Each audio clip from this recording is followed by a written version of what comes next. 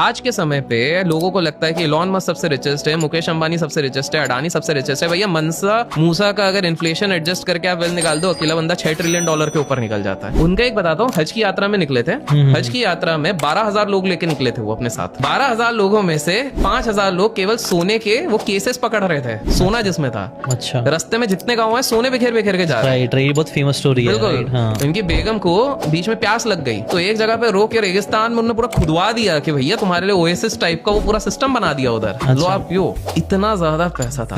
हनी सिंह एक जगह पे कहते हैं एक इंटरव्यू में कि आप मेरे खुद के गीत देखो जब मैं पीक पे था। तो एक गाना था जो पार्टी इज गेटिंग हॉट ऐसा करके एक गाना था, जिसमें कि उन्होंने क्लियरली इस चीज पे कहा कि आप देखो मेरे अंदर कितना एग्रेशन दिख रहा है, वो मैं नहीं हूँ, ऐसा लग रहा है मेरे अंदर से कोई और कह रहा है, कोई दूसरी शक्ति है जो मुझसे ये सारी चीजें करवा रही है। अगर आप जाके आज भी यूट्यूब पे एक गाना सर्च करेंगे, हनी सिंह सैटन करके आप सर्च करो, तो उन्होंने एक पूरा गाना सैटन को डेडिकेट किया। वीड पिला दे सजना उसके कुछ लिरिक्स हैं, लेकिन आप देखोगे वो पूरी तरीके से दिखा रहे हैं किस प्रकार से उनके अंदर सैटानिक पावर्स आ रही हैं, तो उस चीज को डिवोट करें, जबकि इंडिया में कल्चर है ही नहीं। हमारे देश का टैक्स सिस्टम वाहियात है, इससे बहुत लोग ऑफेंड हो गए हैं ऑलरेडी, बट इसको मैं प्रूव करता हूँ। आपको पता है हमारे देश में सबसे बढ़िया टैक्स सिस्टम है एग्रीकल्चरल इनकम, वो एग्जेम्प्ट है। अर्थात आप एग्रीकल्चर से कोई भी कमाई कर रहे हो वो पूरी तरीके से बहुत बढ़िया चीज है। बट आपको जान के हैरानी होगी कि हमारे देश के टॉप सिर्फ 0.5% फार्मर्स जिनकी फाइलिंग हो रही है, 0.5% को आप टैक्स कर दोगे तो आपके पास 50,000 करोड़ का टैक्स इनकम आएगा। पॉइंट ये आ रहा है कि जो फार्मर बन के फाइलिंग कर रहे हैं क्या वो सही में फार्मर भी हैं? क्योंकि फार्मर्स तो ऑफ कोर्स इतना टैक्स ऑब्वियसली यार 1, 2 लाख 3 लाख तक समझ में आ रहा है, हमारे 7 लाख तक एग्जेम्प्ट है। मैं सिर्फ 0.5% की बात कर रहा हूँ। यूएस शेयर बाजार ऐसा है जहां पे 90% ट्रेडिंग इंसान करता ही नहीं, मशीन कर रही है। एल्गोस जो कहते हैं ना,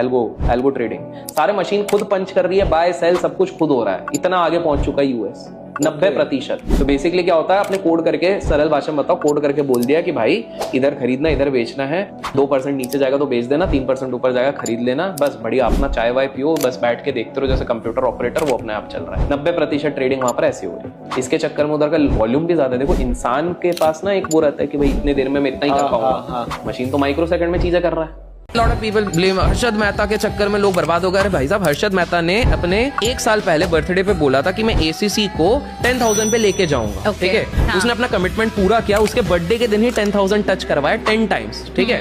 उसने अपना कमिटमेंट पुश करवाया, उसके बाद उसने एग्जिट मारना शुरू कर दिया, निकलना शुरू कर दिया।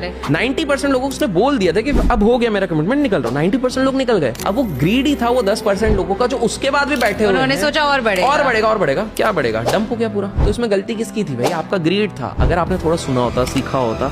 ऑरी का सबसे बढ़िया खास चीज क्या हुआ, ऑरी ट्रेंड्स को बहुत अच्छे से कैप्चर करता है। डू यू नो ऑरी की टीम क्या करती है?